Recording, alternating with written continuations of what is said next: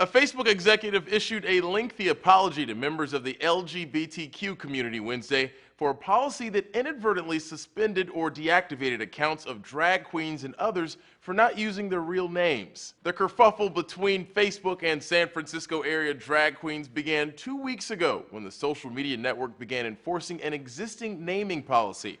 Part of that policy reads, the name you use should be your real name, as it would be listed on your credit card, driver's license, or student ID. Sister Roma, a well-known LGBTQ activist, called the policy discriminatory, and San Francisco City Supervisor David Campos said Facebook isn't being consistent with its policy. If they require Sister Roma to go by a different name, why is it that Lady Gaga can be Lady Gaga, Charlie Sheen can be Charlie Sheen?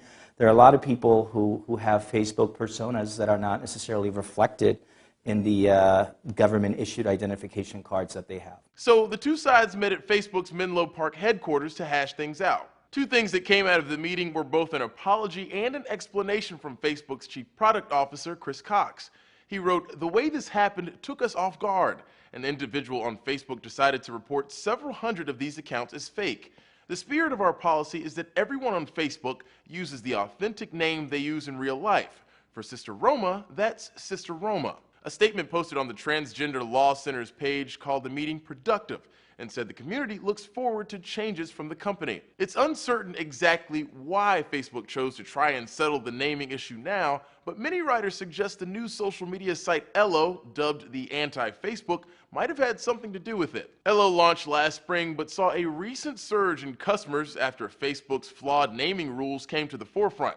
The Daily Dot called it the Great Gay Facebook Exodus. Facebook's meeting Wednesday could have been more about taking away Ello's bite rather than righting a wrong, but Roma and Campos, the negotiator for the talks, both seemed pleased and expressed their approval on social media. Chris Cox didn't say exactly what would be done to fix this issue, but said Facebook is taking measures to better accommodate those affected by the policy.